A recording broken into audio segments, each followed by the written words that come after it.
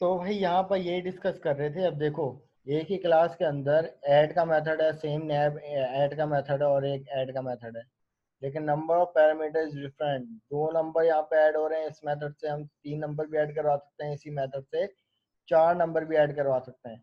तो अब मेरी अपनी मर्जी, मैंने एक मेथड ये ले लिया, कैल डॉट ऐड करने के बाद मैंने एक मेथड ले लिया जिसमें 1, 2, 3 को ऐड करवा दिया।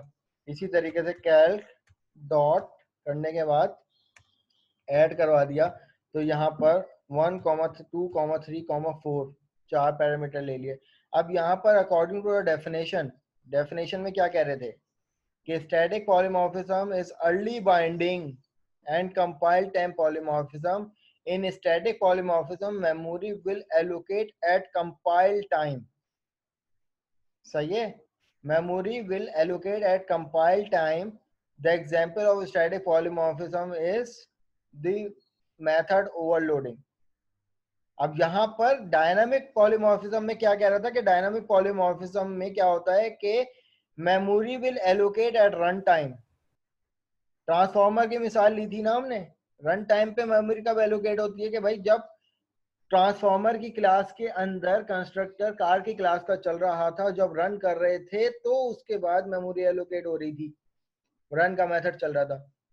लेकिन यहाँ पर अर्ली बाइंडिंग हो रही है, कैसे कि भाई हमने पहले से बाइंड कर दिया, एक ही मेथड, एक ही क्लास के अंदर तीन मेथड पहले से बाइंड कर दिया कि भाई एक ही same name of method, but functionality इनकी डिफरेंट होगी कि भाई इसमें दो नंबर ऐड होंगे, इसमें तीन नंबर ऐड होंगे, इसमें चार नंबर ऐड होंगे।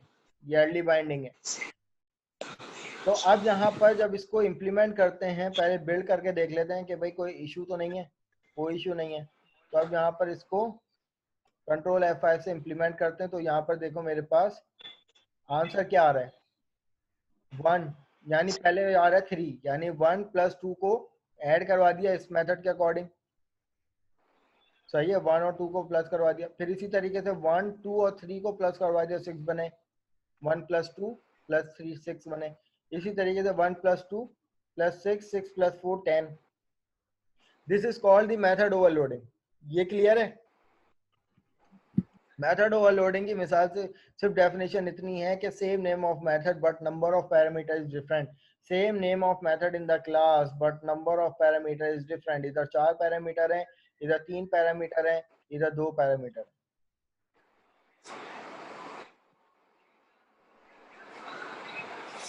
सही है, चलो वेरी गुड। अगर उन्होंने भी करवाया तो यस सर। रिपीट हो गया होगा। तो आगे बढ़ते हैं।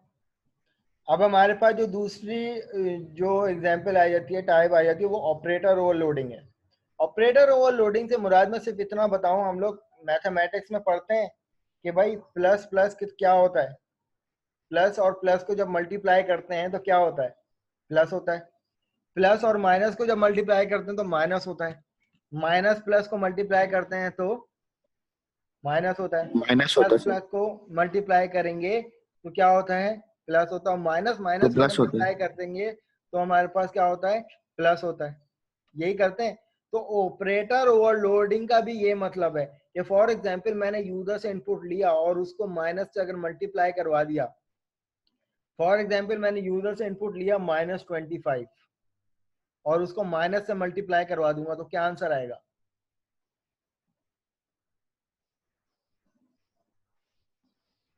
क्या आंसर आएगा भाई? मैंने यूजर से इनपुट लिया -25 और उसको माइनस से मल्टीप्लाई करवा दिया तो +25 हो जाएगा ना, माइनस माइनस प्लस। तो ऑपरेटर ओवरलोडिंग में भी यही कहानी चल रही होती है।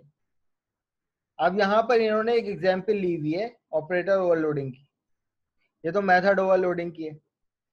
इसी तरीके से ऑपरेटर ओवरलोडिंग की भी इन्होंने एक एग्जांपल ली है। ऑपरेटर ओवरलोडिंग के बारे में क्या कह रहे हैं, the concept of overloading a function can also be apply to operator. कि भाई जो आपने ओवरलोडिंग का फंक्शन ये मेथड में अप्लाई किया है वही आप लोग ऑपरेटर्स में भी अप्लाई कर सकते हैं। जो एग्जांपल हमने लिया अभी, minus minus plus plus minus minus. इसी तरीके से operator overloading give the ability to use some operator to do various operation. अगर ऑपरेटर को ओवरलोड कर देंगे तो उसकी फंक्शनलिटी डिफरेंट हो जाती है, यानी अगर मैं माइनस को ओवरलोड कर दूंगा तो उसकी फंक्शनलिटी क्या हो जाएगी, प्लस हो जाएगी, और अगर मैं उसको प्लस को ओवरलोड कर दूंगा तो वो प्लस ही रहेगा। ठीक है, तो इसी तरीके से और भी ओवरलोड होते हैं functions.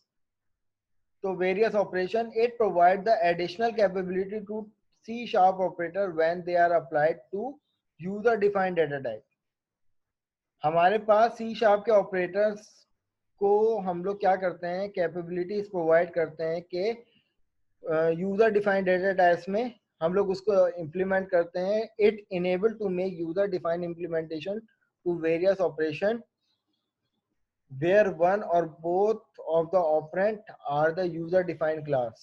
Only the predefined side of C sharp operation operator can be overloaded to make the operation user defined data type. देखो, अच्छा, ऑपरेशन ऑपरेटर ओवरलोडिंग के बारे में सर ने बताया था स्टैटिक पॉलीमॉर्फिज्म में जो आती है, ओवरराइडिंग, सॉरी, मेथड ओवरलोडिंग के साथ साथ पढ़ाया होगा ना सर ने ऑपरेटर ओवरलोडिंग भी,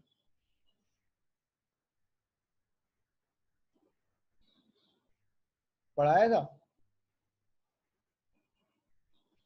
नहीं सर, शायद नहीं पढ़ा था। ये नहीं पढ़ाया? चलो इसकी एग्जाम्पल देखो, इस एग्जाम्पल से समझ में आएगा। इन्होंने सिंटैक्स बताया हुआ है कि किसी भी ऑपरेटर को ओवरलोड करने का क्या तरीकेकार है कि एक्सेस मॉडिफायर आता है, उसके बाद क्लास नेम आता है कि कौन सी क्लास में आप इंप्लीमेंट कर रहे हो ऑपरेटर ओवरलोडिंग। सही है, ऑपरेटर का कीवर्ड आता है और फिर ऑपरेटर का सिंबल आता है, फिर पैरामीटर्स आते हैं। ठीक है, ऑपरेटर यहाँ पर लिखा हुआ है ना, the function of the operator can be declare by using the operator keyword. जब भी किसी भी मेथड में ऑपरेटर का कीवर्ड आ जाएगा तो इसका मतलब यह है कि उस मेथड में ऑपरेटर ओवरलोडिंग हो रही है, और ऑपरेटर के बाद जो है वो ऑपरेटर सिंबल आएगा, इधर प्लस माइनस, जो भी ऑपरेटर यूज करना चाह रहे हो। अब इन्होंने क्या कहा हुआ है कि भाई एक क्लास बनाई हुई है कैलकुलेटर की, हम भी बना लेते हैं क्लास, हमने भी बनाई हुई है कैलकुलेटर की क्लास, और इधर उन्होंने दो मेथड, दो public integer number 1 comma number 2, ये दो वेरिएबल इन्होंने भी ले लिए, हमने भी ले लिए। अब इन्होंने कंस्ट्रक्टर लिया हुआ है जिसमें दो पैरामीटर लिए और दोनों को इसी से क्या कर दिया, अरेंज करवा दिया। तो हम भी यहाँ पर कंस्ट्रक्टर ले लेते हैं, और यहाँ पर मेरे पास पहला पैरामीटर आ गया integer num1 comma integer num2। मैंने क्या करवा दिया, this dot num1 equal to num1, इसी तरीके से this dot num2 equal to num2। यहाँ तक की तो बात समझ में आ गई ना। अब इन्होंने क्या किया नेक्स्ट में कि एक मेथड बनाया स्टैटिक, सही है, पब्लिक एक स्टैटिक मेथड बनाया जिसकी रिटर्न टाइप क्या है, एक क्लास है। सही है, क्लास टाइप मेथड है। ऑपरेटर का कीवर्ड आ गया, और कौन से ऑपरेटर को ओवरलोड कर रहे हैं ये लोग, माइनस को ओवरलोड कर रहे हैं। हम भी यहाँ पर एक मेथड बना लेते हैं, कंस्ट्रक्टर से बाहर निकल कर पब्लिक स्टैटिक, यहाँ पर कैलकुलेटर, ये मेरी क्लास टाइप आ गई, और यहाँ पर ऑपरेटर का कीवर्ड मैंने यहाँ पर लगा दिया, OPERATOR, ऑपरेटर का कीवर्ड आ गया। कौन सा ऑपरेटर को ओवरलोड करना चाह रहा हूँ, मैंने माइनस लिख दिया, और उसके बाद एक पैरामीटर दे दिया, क्लास टाइप पैरामीटर C1, और ये आ गई इसकी बॉडी।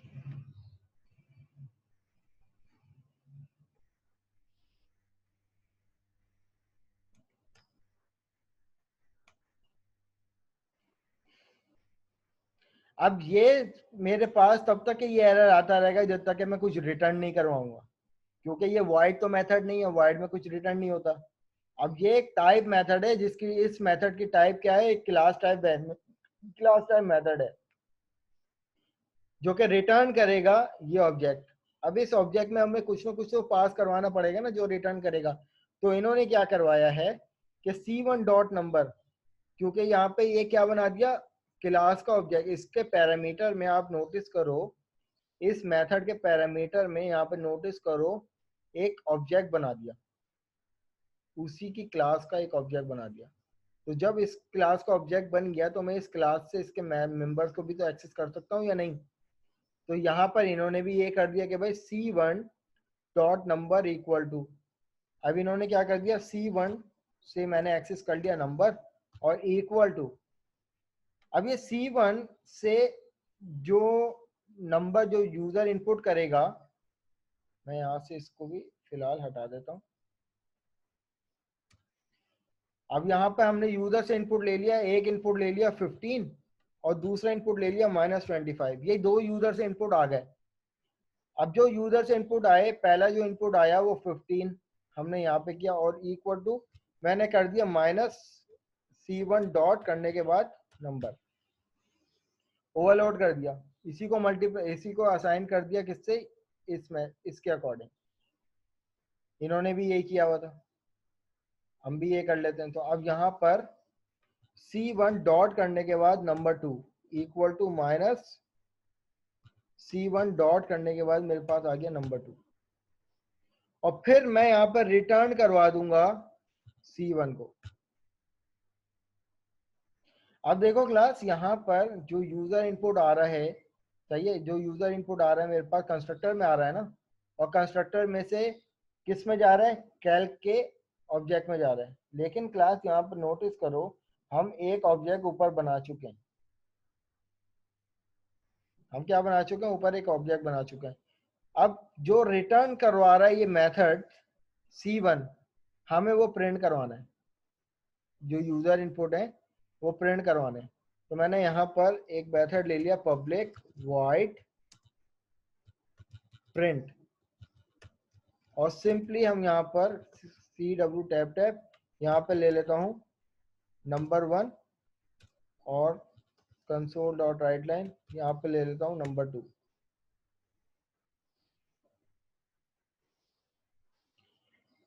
अब इसकी वर्किंग क्या होगी, अब इन्होंने क्या किया, देखो ये यूजर से तो इनपुट आ गए, calc equal to minus calc, ये जो ऑब्जेक्ट बनाया है हमने, तो मैं यहाँ पे क्या कर दूंगा, कैल इक्वल टू ओवरलोड कर दूंगा दोबारा इसी ऑब्जेक्ट से। इससे क्या होगा, जो यूजर से इनपुट आया ना 5, वो इसमें आ गया, सही है, और उसी ऑब्जेक्ट से मैंने क्या करवा दिया, माइनस को क्या करवा दिया, मल्टीप्लाई करवा दिया। यानी माइनस की जो वैल्यू होगी जब वो 15 के पास जाएगी तो वो -15 कर देगी, और ये माइनस की वैल्यू जब 25 के पास जाएगी तो वो +25 कर देगी। फिर उसके बाद कैल डॉट प्रिंट का मेथड मैं चलाऊं,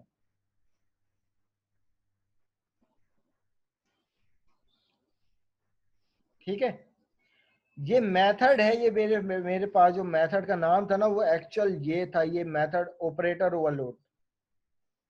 ये जो मैंने ये मेथड बनाया ना स्टैटिक, इसका नाम बेसिकली ये क्या है, कौन सा ऑपरेटर है, माइनस का, तो हमने क्या कर दिया माइनस, स्टैटिक था, किसी ऑब्जेक्ट की जरूरत नहीं पड़ी। तो अब जब मैं इसका आउटपुट जनरेट करूंगा ना, तो आप लोग देखना यहाँ पर मेरे पास आउटपुट क्या आएगा। अब यहाँ पर नोटिस करो, मैंने यूजर से इनपुट क्या दिया था, यूजर से इनपुट दिया था 15 और यहाँ पे रिटर्न क्या हो रहा है, -15। यूजर से इनपुट दिया था -25 और यहाँ पे रिटर्न क्या हो रहा है, 25। तो अब ये हमारे पास है ऑपरेटर ओवरलोडिंग। इसी की एक और एक मिसाल है, मैनुअल से अपने पास जरूर इम्प्लीमेंट आप लोग कीजिएगा और उसको रन करके टेस्ट कीजिएगा। और इसी तरीके से अब यहाँ पर हमारे पास ओवरराइडिंग, ये डायनामिक पॉलीमॉर्फिज्म, हम लोग ट्रांसफॉर्मर की मिसाल ले चुके हैं। जल्दी जल्दी से ये वाली मिसाल भी देख लो जो मैनुअल में हुई है। एक एम्प्लॉय की क्लास ली है, अब एम्प्लॉय तक यहाँ पे कोई वजूद नहीं है, एम्प्लॉय के पास फर्स्ट नेम भी है, लास्ट नेम भी है, ठीक है। अब employ first name like Umar और last name like Aslam, Umar Aslam. अब इसमें एक मेथड है प्रिंट नेम के नाम से, जो कि वर्चुअल इन्होंने कर दिया। अब ये वर्चुअल इसलिए किया कि भाई एम्प्लॉय का कोई ना कोई नाम होगा, नाम प्रिंट होगा। अब वो कौन सा एम्प्लॉय होगा हमें नहीं पता। अब इन्होंने एक एम्प्लॉय बना दिया फुल टाइम एम्प्लॉय, एक बना दिया पार्ट टाइम एम्प्लॉय और एक एम्प्लॉय बना दिया टेम्पररी एम्प्लॉय, जो कि इनहेरिट करवा दिया एम्प्लॉय से और एम्प्लॉय से। जो इन्होंने मेथड फुल टाइम एम्प्लॉय का जो नाम प्रिंट होगा उसके लिए प्रिंट नेम का मेथड लिया और प्रिंट नेम एम्प्लॉय की क्लास में एज अ वर्चुअल था, ओवरराइड कर दिया, इसको भी ओवरराइड कर दिया, इसको भी ओवरराइड कर दिया। फिर मेन में जाके क्या किया कि एम्प्लॉय का भी अपना ऑब्जेक्ट बनाया, जिसमें से जब हम लोग एम्प्लॉय डॉट प्रिंट नेम करवाएंगे तो इसने एम्प्लॉय का ही नेम उमर असलम प्रिंट करवाया। फिर emp डॉट प्रिंट नेम, तो यहाँ पर कौन सा प्रिंट नेम करवाया भाई, Umar Aslam is the full time employ, फिर पार्ट टाइम एम्प्लॉय और फिर टेम्पररी एम्प्लॉय। इस तरीके से ये वही एग्जाम्पल है बिल्कुल जो हमने ट्रांसफॉर्मर की थी, डायनामिक पॉलीमॉर्फिज्म की।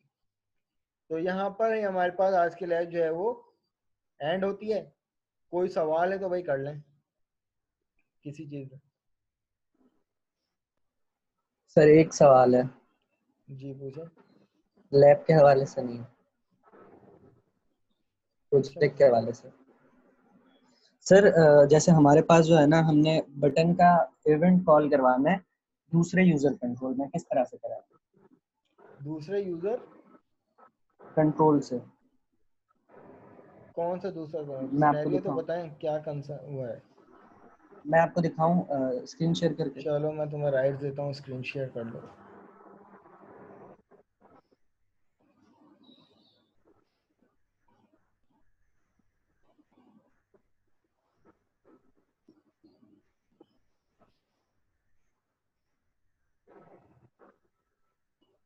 एक मिनट सर, प्रोजेक्ट खोल लूं पहले, वो खोल लूं।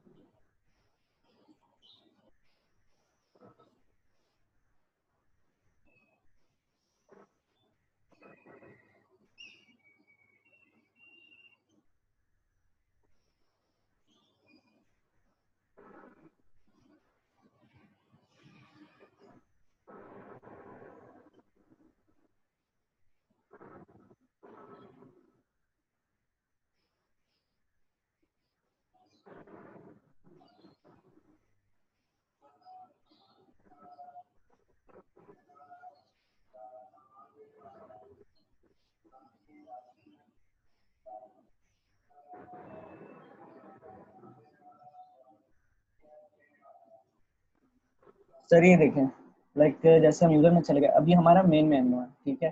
तो मैं चाह रहा हूँ कि जैसे हम इस पे क्लिक करें ना, जैसे ई टिकट बुक पे, हम इस पिक्चर पे या हम इस टेक्स्ट पे जब क्लिक करें तो हम इस ऑप्शन पे चले जाएं, और ये ऑप्शन आ ही नहीं रहा इस पे, मतलब इवेंट कॉल ही नहीं हो रहा, क्योंकि ये मैंने जो बनाया हुआ है यूजर कंट्रोल पे बनाया हुआ है, अलग अलग फॉर्म्स नहीं बनाए हुए। तो तो यूजर किस तरह से? कंट्रोल दिखाओ ना, क्या यूजर कंट्रोल बनाया है दिखाओ जरा वो यूजर कंट्रोल। अ,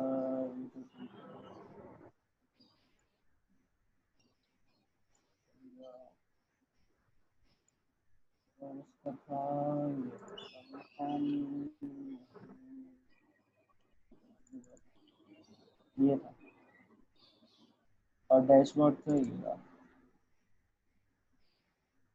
मैं चाह रहा हूँ यानी कि जब हम इस पे क्लिक करें तो ये वाला बटन कॉल होगा, ऐसा पॉसिबल है? इस बटन का कोई ना कोई नाम होगा ना। जी बिल्कुल है। बटन 2। बटन, जी बटन 2। तुम जरा इसका बैक एंड कोड जाओ, ये जो तुमने यूजर इवेंट बनाया हुआ है। इसका बना हुआ या यूजर होम वाला? नहीं, तुम जो चाह रहे हो कि जिस पे क्लिक करूं तो उसका इवेंट चल जाए। ये इस पे चाह रहा हूँ, चले जाते हैं। अच्छा, अब तुम ये चाह रहे हो कि जब मैं इस पे क्लिक करूं तो मेरे जी पास इस पे क्लिक करो, कौन सा कंट्रोल चले। ये होम वाला यूजर कंट्रोल आ जाए, इस मतलब पे ओ डबल सॉरी, क्लिक ई करो जरा, बुकिंग वाला। इस पे डबल क्लिक करो।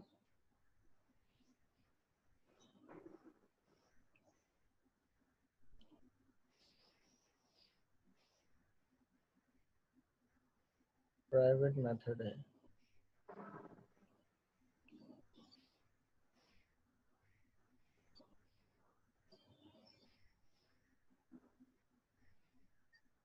इसको पब्लिक करके देखो जरा इस इवेंट को।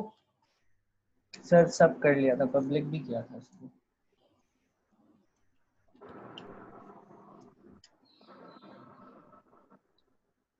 और अब यहाँ पे जाके जो है ना, जैसे पिक्चर बॉक्स 1 में था, पिक्चर बॉक्स 1 है। अब इसके अंदर जाके मैं बटन किसी भी तरीके से करूँ, कॉल ही नहीं होता। अगर मैं कंस्ट्रक्टर के थ्रू उसको लेके आता हूँ, यूजर डैशबोर्ड की क्लास को ला रहा हूँ, तो वो फिर जो है चलता ही नहीं है। वो कहता है कि मतलब ओवरराइड हो रहा है, वो स्टेक ओवर हो रहा है, इस टाइप का कुछ एरर आ रहा है। करो, तुम क्या इम्प्लीमेंट कर रहे थे जरा करके दिखाओ। पर मैंने बहुत कुछ और किया था, याद नहीं है। खबर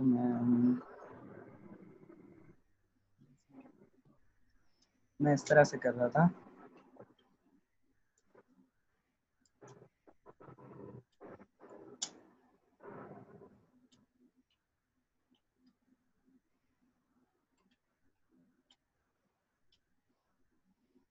एक तो इस पर याद नहीं रहता, पता नहीं कुछ लिखा आ गया।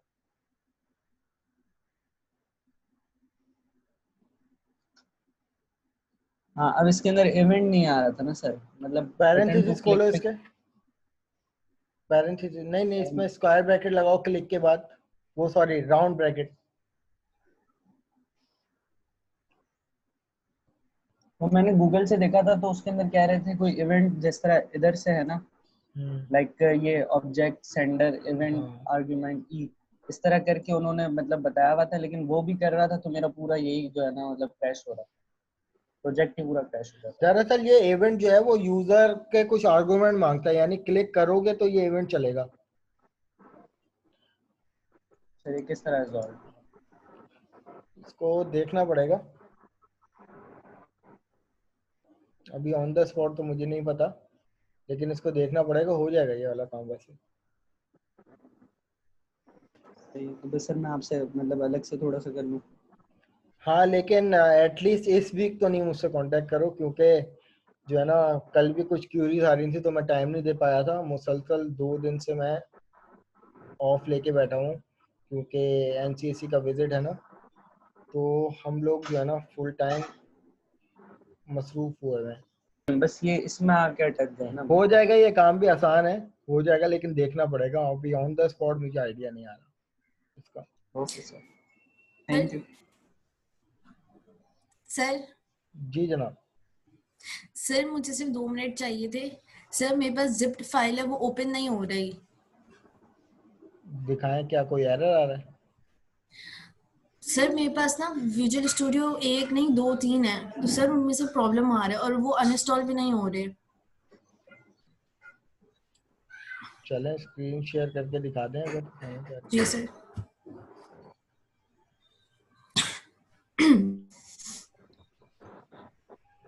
सर एक सर ये ओपन नहीं हो रहा मेरे पास। फॉर्म्स तो खुल जाते लेकिन उसके अलावा नहीं हो रहा ओपन। ये 2015 का पे बना हुआ है ये। अगर आपके पास 2015 नहीं है तो ये किसी सूरत ओपन नहीं होगा, सर मेरे पास बल्कि बहुत सारे हैं। 2017 पे बना हुआ है ये।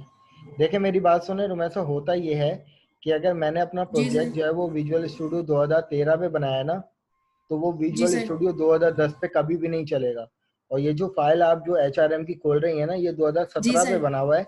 ये ना तो 13 जी पे सर। चलेगा, ना तो 15 पे चलेगा, ये 17 पे ही चलेगा ये प्रोजेक्ट। हाँ, ऐसा हो सर पे सकता है, ऐसा हो जी सकता है सर। कि अगर आपका प्रोजेक्ट 2015 पे बना हुआ है या 13 पे बना हुआ है, तो वो जी 15 पे सर। भी चल जाएगा और 17 पे भी चल जाएगा। जी सर। सर बस ना आप ये कर दें कि 2019 जो है मेरे पास से चला जाए। जा ही नहीं रहा। मुझे जरा राइट से एक मिनट। जी सर।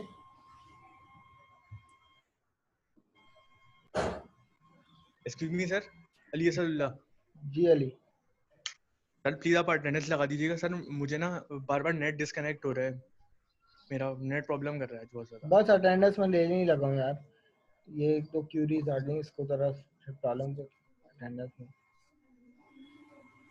मेरे पास आपके राइट्स नहीं है रुमैसा। सर मैंने आपको दे दिया है। लेकिन कुछ एक्सेस हो नहीं रहा। अच्छा एक नहीं हो रहा भाई कोई एक्सेस। हाँ अब हो गया। बल्कि मैं आपको सर बता सिर्फ रहा हूँ जल्दी अनइंस्टॉल जल्दी कर करें। दें, खोलिए नहीं। हाँ आप एक काम करें कि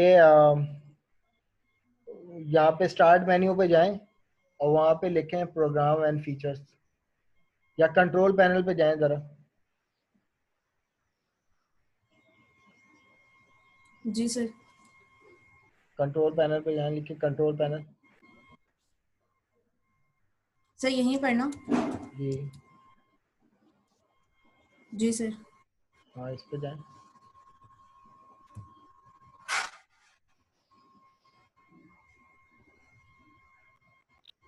ये लिखा हुआ है ना प्रोग्राम, अनइंस्टॉल अ प्रोग्राम, सबसे नीचे। तो कहाँ पे? बिल्कुल ये प्रोग्राम्स में जी सर। ये लिखा हुआ है अनइंस्टॉल अ प्रोग्राम, एक लिंक बना हुआ है प्रोग्राम फीचर का, पहला लिंक जो बना हुआ है अनइंस्टॉल अ प्रोग्राम, ये नीचे नीचे नीचे इधर। हाँ ये सर। जी। जी। अब यहाँ पे देख रहे हैं इस पूरी लिस्ट में विजुअल स्टूडियो 2019 जो जो भी होना सबको अनइंस्टॉल कर दें। सर मैं यहाँ से भी किया था पर हुए नहीं मेरे पास यहाँ से। क्यों एरर आ रहा था कोई? तब देखें समझ चेक में नहीं करें, आया मेरे। नीचे जाएं चेक करें।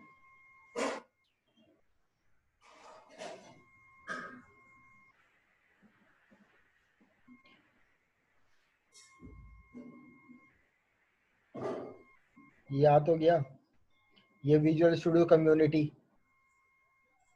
जी इस सर। पे एक क्लिक करें, राइट क्लिक करें, अनइंस्टॉल कर दें इसको।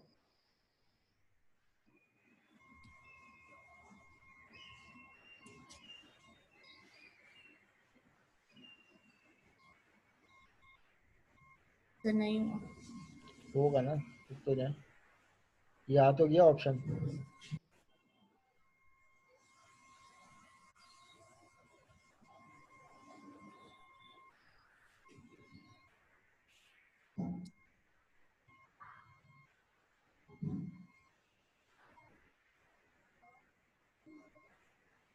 इस ऑप्शन को देखें जब तक कि मैं अटेंडेंस ले लूं।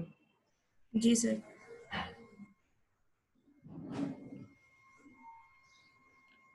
अच्छा भाई जिसका नाम आ जाए काइंडली वो जो है रेज हैंड कर दे। सर वालेकुम सलाम। सर मेरी भी क्वेरी थी, मुझे पूछनी थी आपसे कि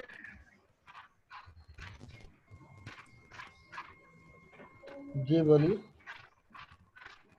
सर मुझे डेटाबेस, अगर मैं अपने विजुअल स्टूडियो में जो मैंने फॉर्म बनाया है, मैं उससे चाह रहा हूँ कि मतलब मेरी जो प्रोफाइल बनी हुई है डेटाबेस के ऊपर, जी जी वो मैं शो करवाऊँ विजुअल स्टूडियो पर, मतलब अपने किसी फॉर्म में। तो सर ये डेटाबेस की तरीके से पॉसिबल है? तुम जो अपनी डेटा, मैं दोबारा रिपीट कर दो, डेटाबेस की कौन सी फाइल, क्या मतलब? दोबारा रिपीट कर सर दो लाइक बोलो। मैं जिस तरह अपना डेटा एंटर करवाया हाँ एसक्यूएल हाँ हाँ, के अंदर, डेटाबेस में मेरा एक डेटा सेव हो गया, टेबल की फॉर्म तो में। मैं चाह रहा हूँ कि मैं उस पर क्लिक करूँ तो मेरे पास वो चीज फॉर्म पे आ जाए। एसक्यूएल पे क्लिक करने पे फॉर्म पे आ जाए।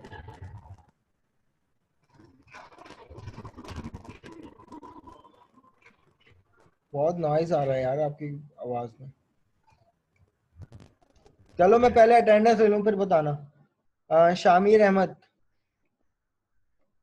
शामिर अहमद 10272।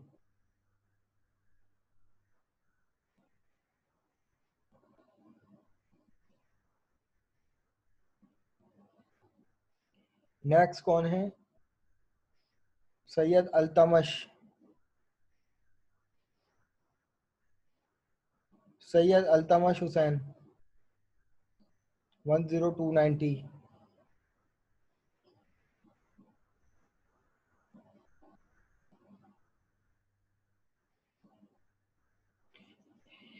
नेक्स्ट कौन है? मोहम्मद अनस,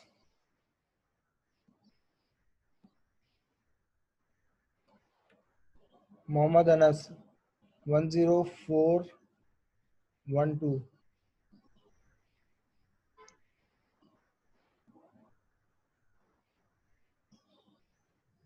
नेक्स्ट कौन है? अली असदुल्ला मुगल। ठीक है जनाब। Syed Mohammad Haris. Present sir. Syed Mohammad Haris.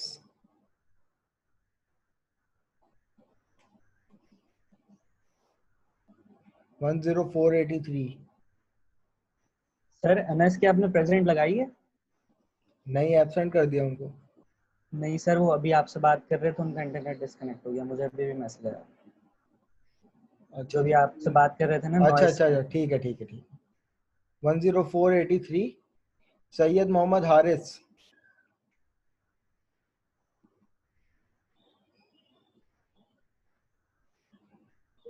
Next कौन है? मोहसिन खान। मोहसिन खान 10505।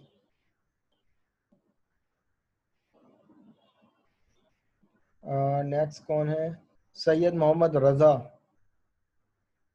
ठीक है। अहमद इकबाल। सैफुल्ला। सैफुल्ला।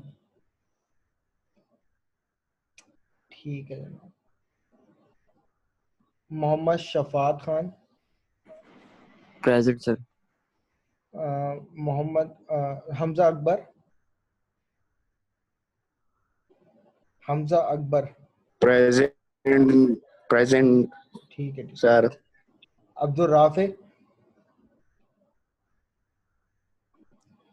अब्दुल राफे 10972।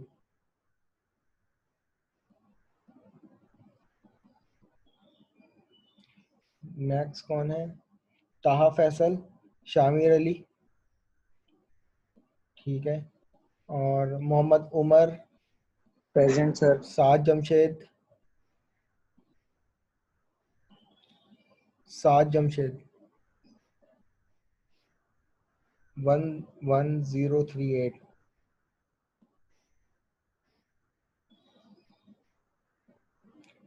नेक्स्ट कौन है?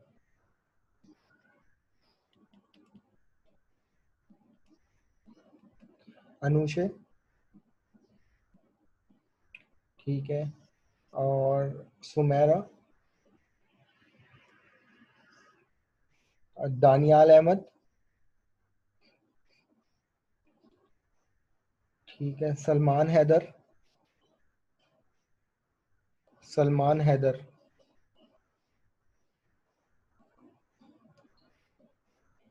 11121। कहाँ है सलमान हैदर? नजर नहीं आ रहे मुझे। कनेक्टेड तो है सर। चलो सही है। सैयद मोहम्मद असद। सैयद मोहम्मद असद 11150।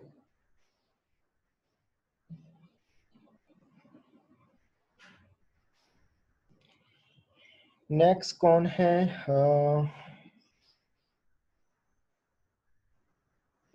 सैयद उस्मान हारून।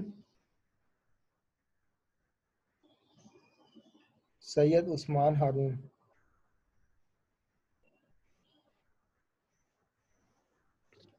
सर उस्मान का ना अभी थोड़ी थोड़ी देर पहले सर वो डिस्कनेक्ट हुए हैं, अभी शायद उनका मैसेज भी आया था, मैंने देखा नहीं है। अच्छा। सैयद मोहम्मद अली। सैयद मोहम्मद अली 11212।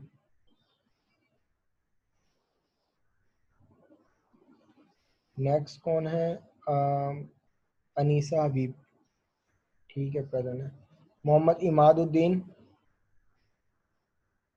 इमादुद्दीन 11375।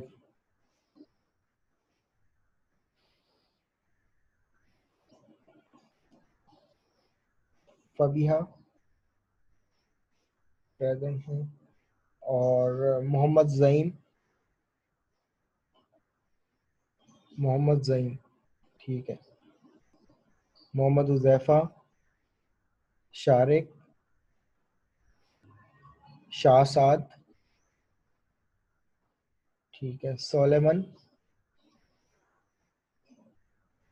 सोलेमन ठीक है।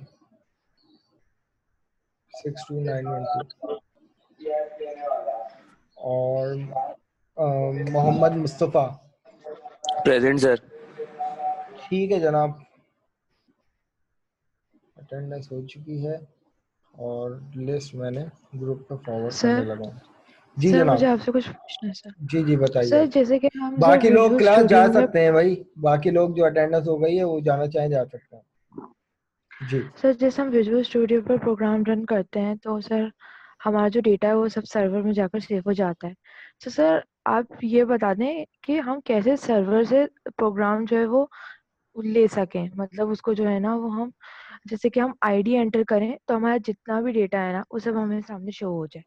हम कैसे डेटा से क्यूरीज चल रही होती है ना, हमने यही तो किया था। डाटा ग्रेड व्यू पे जो डाटा शो करवाते हैं तो वो कैसे करवाते हैं कि भाई इंसर्ट की क्यूरी हम लोग प्लेस अप करते हैं।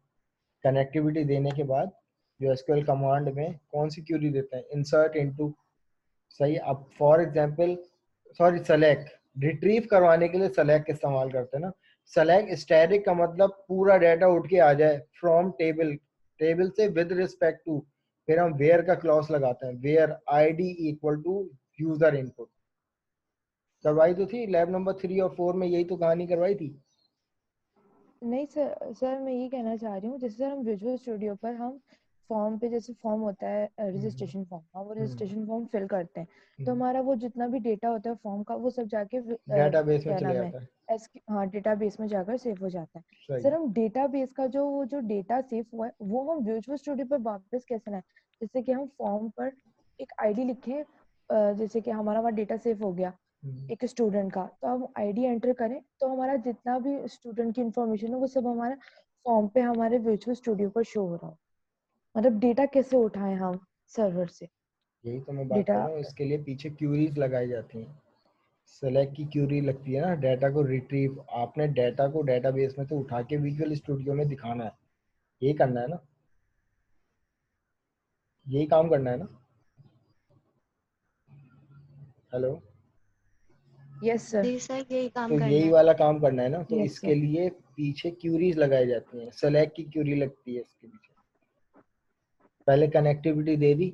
इसके लिए आपको फॉर्म ऐसा, जैसे लॉगिन में हम लोग यही तो काम कर रहे थे। जब लॉगिन में क्या होता है कि यूजर का आईडी और पासवर्ड डालते हैं, सही है, उस पासवर्ड को मैच करते हुए अगर वो डेटाबेस में वैल्यू होती है तो वो दूसरे फॉर्म में चले जाता है। लेकिन हमने ये वाला काम नहीं किया कि डाटा को उनकी वैल्यू से मैच करते हुए पूरे डाटा को उठा के लेके आना है। तो उसमें कोई हार्ड एंड फास्ट नहीं है। डाटा ग्रेड व्यू को यूज करें, टेक्स्ट फील्ड में जो भी वैल्यू डालेंगे वो यूजर इनपुट हो जाएंगे, और डाटा ग्रेड व्यू के इवेंट पे आपने काम करवाना है बटन के पीछे कि भाई डिस्प्ले हो जाए डाटा ग्रेड व्यू पे वैल्यू। सिर्फ ओके सर। इंसर्ट, सिर्फ सेलेक्ट की क्यूरीज लगनी होती है एसक्यूएल कमांड में। अब क्योंकि रिट्रीव करवाना है तो वहां पे एसक्यूएल डाटा एडाप्टर यूज हो रहा होता है, उसमें सिर्फ क्यूरी ये लगेगी, select static from table where ID equal to text box 1 dot text, text box 2 dot text, something इस तरीके से। Okay sir. ठीक है क्लास, ये मीटिंग एंड होने जा रही है।